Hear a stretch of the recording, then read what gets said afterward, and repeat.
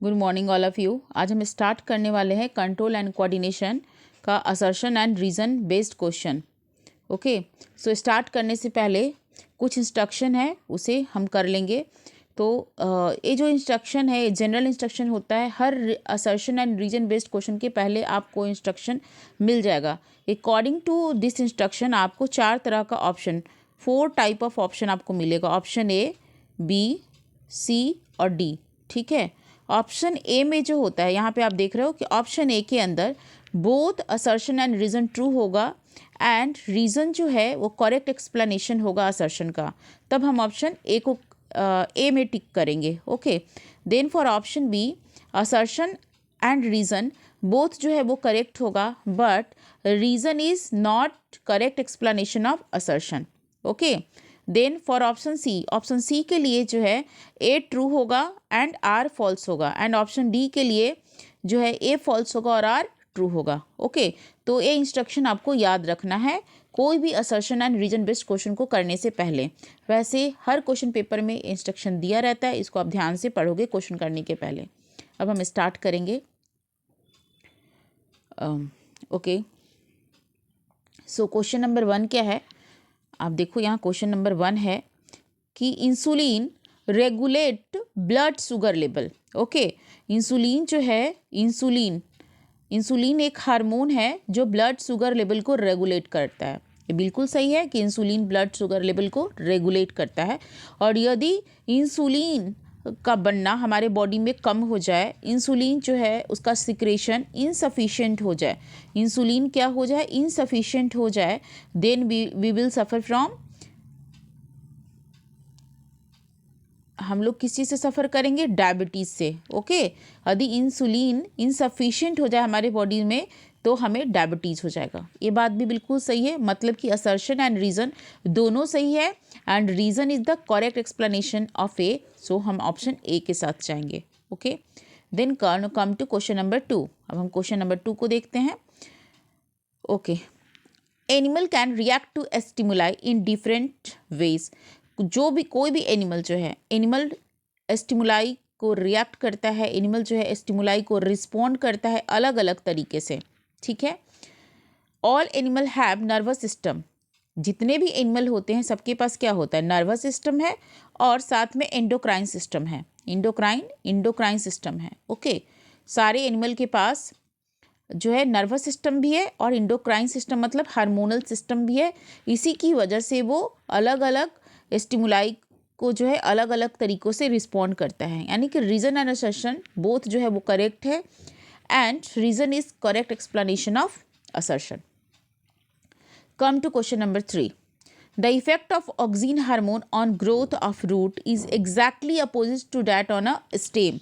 Okay, तो question number 3 कहता है कि जो ऑक्सीन हार्मोन है ना, ऑक्सीन का जो इफ़ेक्ट है ग्रोथ के ऊपर, है ना, रूट के ग्रोथ के ऊपर, वो स्टेम के अपोजिट होता है। ये बातें बिल्कुल भी सही नहीं है, ये बातें बिल्कुल भी सही है।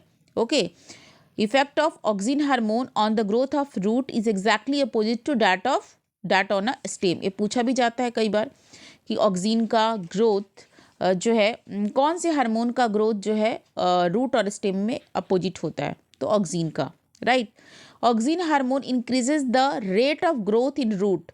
ये कहता है कि रूट में जो है ये ग्रोथ को इंक्रीज कर देता है and decrease the rate of growth in stem, है ना, और जो है स्टेम में ग्रोथ को डिक्रीज कर देता है। पर ऐसा नहीं है, तो हम जाएंगे ऑप्शन सी के साथ।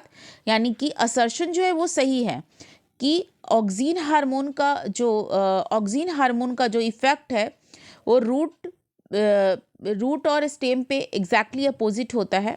बट ऐसा नहीं है कि ऑक्सीन हार्मोन जो है रूट में ग्रोथ को इंक्रीज करता है और स्टेम में ग्रोथ को डिक्रीज करता है। Okay, so option A is correct but assertion is correct but reason is not correct. Right? Okay, next question number 4. A receptor is, question number 4 क्या है हमारा, receptor is specialised group of cell. तो receptor जो है एक specialised group of cell, बिल्कुल सही है कि रिसेप्टर जो है रिसेप्टर एक स्पेशलाइज्ड ग्रुप ऑफ सेल है इन अ सेंस ऑर्गन, और सेंस ऑर्गन में स्पेशलाइज्ड ग्रुप ऑफ सेल को ही हम रिसेप्टर कहते हैं, that perceive a particular type of stimulus. और रिसेप्टर जो है रिसीव करता है, क्या रिसीव करता है? रिसीव करता है स्टिमुलस को। रिसेप्टर जो है वो रिसीव करता है स्टिमुलस को, बिल्कुल सही है। एंड इसका रीज़न है कि क्योंकि different sense organ have different receptor for detecting stimuli. ये बात भी, रीज़न भी बिल्कुल सही है कि हमारे पास जो डिफरेंट सेंस ऑर्गन है वो डिफरेंट सेंस ऑर्गन के पास जो है डिफरेंट काइंड ऑफ रिसेप्टर होता है, ठीक है। Different sense organ have different kind of receptor. जैसे कि हमारे पास हमारे आई के पास कौन सा रिसेप्टर है? फोटो रिसेप्टर, ठीक है, फोटो रिसेप्टर। यदि पूछे कि आई के पास कौन सा रिसेप्टर है तो answer will be photo receptor. Okay, tongue के पास, हमारा जो टंग है, टंग के पास कौन सा रिसेप्टर है? हमारे टंग के पास है गैस्ट्रेटो रिसेप्टर। ओके, टंग के पास कौन सा रिसेप्टर है? हमारा गस्टेट्रो रिसेप्टर, गस्टैटो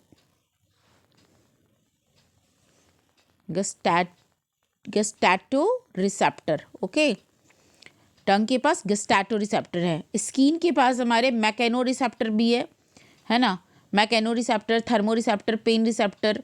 ओके, तो different kind of receptor present होते हैं हमारे डिफरेंट सेंस ऑर्गन में, राइट। लेकिन हमारा जो है रीज़न असर्शन भी सही है, रीज़न भी सही है, लेकिन रीज़न जो है करेक्ट एक्सप्लेनेशन नहीं है असर्शन का। ओके, इसलिए हम ऑप्शन बी के साथ जाएंगे, option B will be correct. Okay, come to question number 5। Question number 5 क्या है? क्वेश्चन नंबर 5 है cyton region of nerve fibre collect information for the brain. Okay, cyton, तो साइटोन कभी भी इंफॉर्मेशन को कलेक्ट नहीं करता है। नर्व फाइबर, यदि आपको याद है, इस तरीके से हम किसी भी नर्व फाइबर को ऐसे बनाते हैं। ओके, तो हम ऐसे नर्व फाइबर को बनाते हैं, है ना। तो ये डेंड्रॉन है। ओके, ये डेंड्राइटिस डेंड्रॉन है, ये रिसीव करता है इम्पल्स को, ये रिसीव करता है जो है इंफॉर्मेशन को दूसरे एक्सॉन फाइबर से, ठीक है, दूसरे से ये जो है इंफॉर्मेशन को रिसीव करता है, और इसको हम डेंड्रॉन बोलते हैं, ना कि साइटोन बोलते हैं। तो साइटोन की जगह हमारा क्या होना चाहिए था? यदि डेंड्रॉन रीजन होता देन ये ऑप्शन सही होता, बट साइटोन है इसलिए ए इज़ रॉन्ग, ठीक है। ये क्या होगा? साइटोन नहीं होगा, इसमें डेंड्रॉन होगा, बिकॉज ये नर्व फाइबर का डेंड्रॉन है। तो dendron region of nerve fibre collect information, cyton information को कलेक्ट नहीं करता है। रीजन क्या है? Nerve fibre can either have a lack, either और lack myelin sheath. Nerve fibre के पास या तो मैलिन शीथ होता है या नहीं होता है, तो ये बात बिल्कुल सही है। समटाइम जो नर्व फाइबर, ये जो नर्व फाइबर हमारा है माइलिनेटेड नर्व फाइबर होता है, और कभी कभी ये नॉन माइलिनेटेड होता है। मतलब कुछ केसेस में माइलिनेटेड होता है, माइलिन की कवरिंग होगी इसके ऊपर, बट कुछ केसेस में माइलिन की कवरिंग नहीं होती है। तो reason is correct but assertion is wrong, so हम ऑप्शन डी के साथ जाएंगे। Okay, next question number 6। Assertion क्या है? A nerve impulse is an electrochemical event. बिल्कुल सही है, हमारा नर्व इम्पल्स एक इलेक्ट्रोकेमिकल इवेंट है। इलेक्ट्रोकेमिकल इवेंट क्या होता है? आपको पता है कि इलेक्ट्रोकेमिकल इवेंट किसे कहते हैं? Electrochemical event is a kind of impulse. कैसा impulse? Impulse is generated as a result of different electrochemical charges. ये जो इम्पल्स है वो कैसे जनरेट होता है? Due to difference in electrochemical charges, due to difference in concentration of ion. यानी कि इम्पल्स है वो जनरेट होता है difference in concentration of ion. हम कह सकते हैं आयन के कॉन्सेंट्रेशन में डिफरेंस होने से चार्ज के कॉन्सेंट्रेशन में डिफरेंट होता है, जिसकी वजह से ये इम्पल्स जनरेट होता है ना। और ये सारा कुछ कहाँ हो रहा है? Across the membrane of the neuron के मेम्ब्रेन के क्रॉस, ठीक है। इसी को हम इलेक्ट्रोकेमिकल इवेंट बोलते हैं।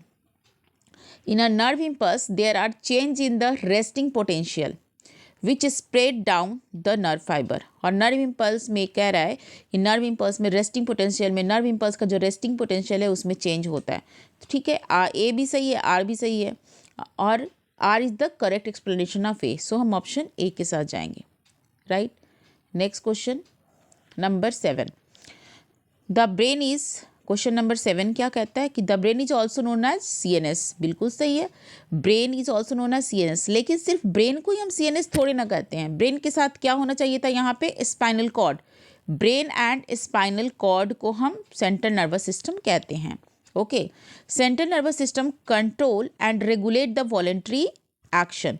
और ये तो सही है कि CNS जो है हमारे वॉलेंट्री एक्शन को कंट्रोल और रेगुलेट करता है। सो ऑप्शन जो असर्शन है वो रॉन्ग है एंड रीजन इज करेक्ट, इसलिए हम ऑप्शन डी के साथ जाएंगे।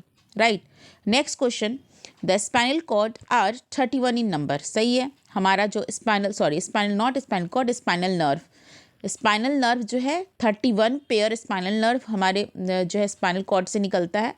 10 पेयर ऑफ क्रेनियल नर्व निकलता है। ठीक है, तो स्पाइनल नर्व 31 इन नंबर है। Right, spinal nerve only have sensory neuron in them, लेकिन रीज़न क्या है, वो इसलिए ऐसा है क्योंकि स्पाइनल नर्व के पास सिर्फ सेंसरी न्यूरॉन है, ऐसा तो नहीं है, ये रॉन्ग है, क्योंकि स्पाइनल नर्व के पास सिर्फ सेंसरी न्यूरॉन नहीं होता है। ओके, मोटर न्यूरॉन भी होता है ना।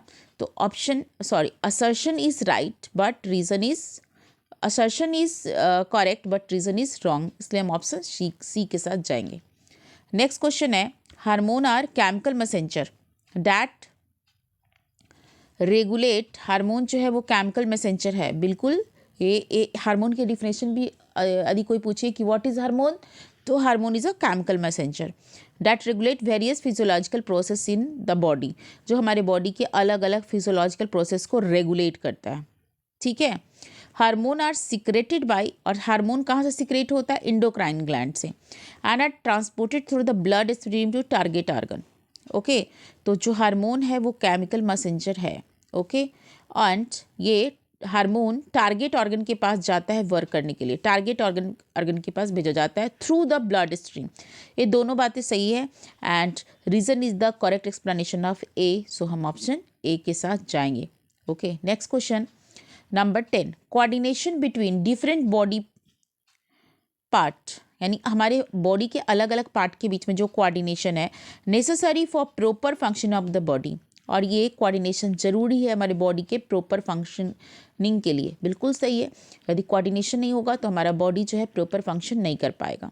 Coordination allow for the integration of different physiological process, और कोऑर्डिनेशन की वजह से, है ना, allow for the integration of the different physiological process and ensure there harmonious function. Coordination की वजह से जो है सारे जो फिजियोलॉजिकल प्रोसेस हमारे बॉडी में एक जो है अच्छे से होगा, सारे जितने भी फिजियोलॉजिकल प्रोसेस है उसको इंटीग्रेट करता है एंड हमारे बॉडी के बीच फंक्शन के बीच में एक हारमोनियस जो है वो मतलब बॉडी के जो भी ऑर्गन है उनके बीच में हारमोनियस फंक्शन को मेंटेन करता है।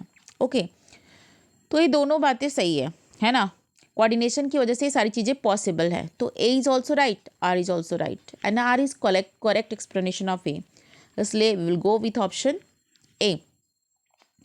नेक्स्ट क्वेश्चन है, the central nervous system consist of brain and spinal cord. अभी मैंने बताया था CNS में ब्रेन और स्पाइनल कॉर्ड होता है, तो A is correct. And then the CNS central nervous system process and coordinate information. जो CNS होता है वही इंफॉर्मेशन को कोऑर्डिनेट करता है, प्रोसेस करता है, रिसीव करता है ना, receive from sensory organ and send out appropriate responses. तो ये जो है हमारा रीज़न जो है वो कहता है कि जो सेंट्रल नर्वस सिस्टम है प्रोसेस एंड कोऑर्डिनेट इंफॉर्मेशन को प्रोसेस करता है, कोऑर्डिनेट करता है, रिसीव फ्रॉम सेंसरी ऑर्गन, जो भी सेंसरी ऑर्गन उसे जो भी इम्पल्स भेजता है उसे, and send out appropriate response, और उसके बदले में एप्रोप्रिएट रिस्पॉन्स भी सेंड करता है। ये बात बिल्कुल सही है। ठीक है, तो हम ऑप्शन मतलब ए और आर दोनों ही सही है, इसलिए हम ऑप्शन ए के साथ जाएंगे क्योंकि आर जो है ए का करेक्ट एक्सप्लेनेशन भी है। Again last question number 12। Question number 12 जो है, the I contain photo receptor. अभी मैंने बताया था हमारे बॉडी के जितने भी सेंस ऑर्गन हैं सबके पास रिसेप्टर होता है। आई के पास फोटो रिसेप्टर सेल है, और जिसे हम रॉड और कॉन सेल कहते हैं। जो रॉड्स एंड कॉन सेल है वही लाइट को रिसीव करता है, फोटो रिसेप्टर सेल है, एंड रीज़न है कि rod are sensitive to low light, बिल्कुल सही है।